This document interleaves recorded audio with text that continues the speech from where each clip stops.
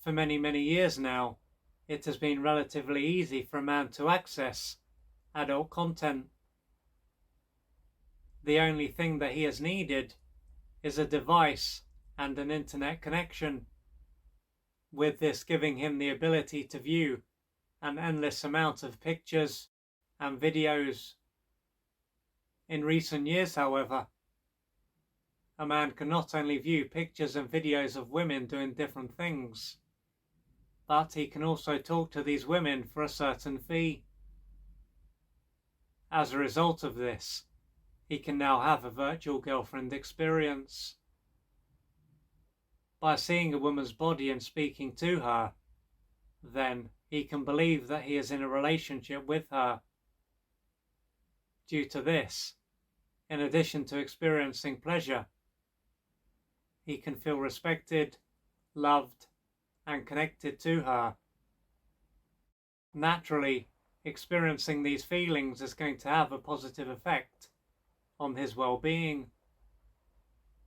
But while this relationship will allow him to experience these feelings, it will be nothing more than a fantasy bond. Therefore, in the same way that watching other people have sex won't be the same as having real sex, having a virtual girlfriend won't be the same as having a real girlfriend. And if it wasn't for his imagination, neither of these things would do much for him. Both the old style of porn and the new version of it, where a woman usually has far more control, taps into a man's ability to fantasize. Not only does this ability allow him to feel good, but it also allows him to avoid pain. One of the main reasons why a woman would be interested in playing into a man's fantasies is because it will allow her to earn money.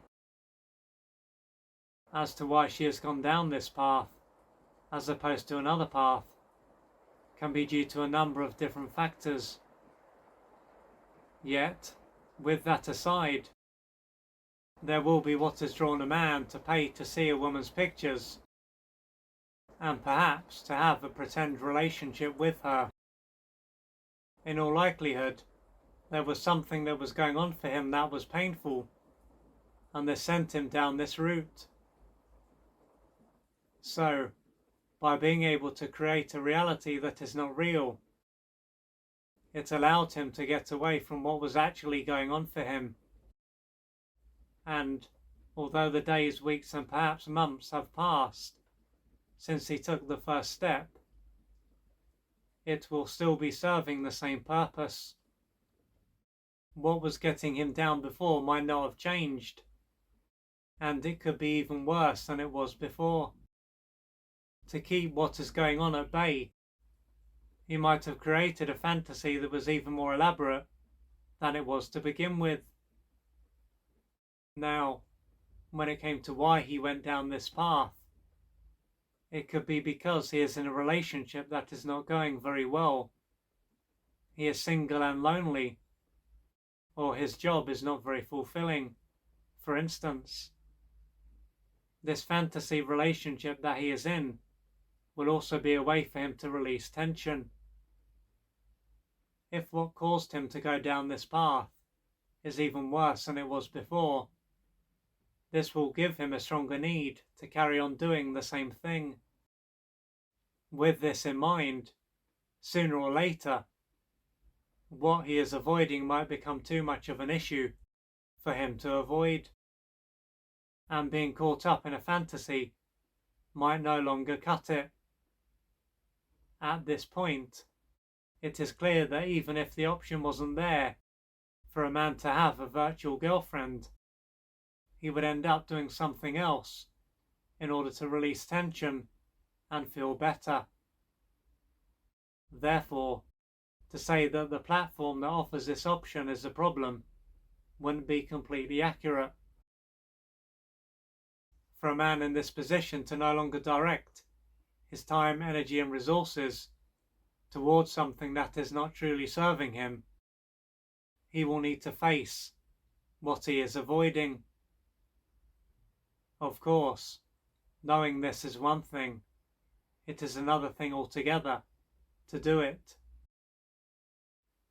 Most likely, he is in a position where he doesn't feel strong enough to face what is going on, or believe that there is anything that he can do about it.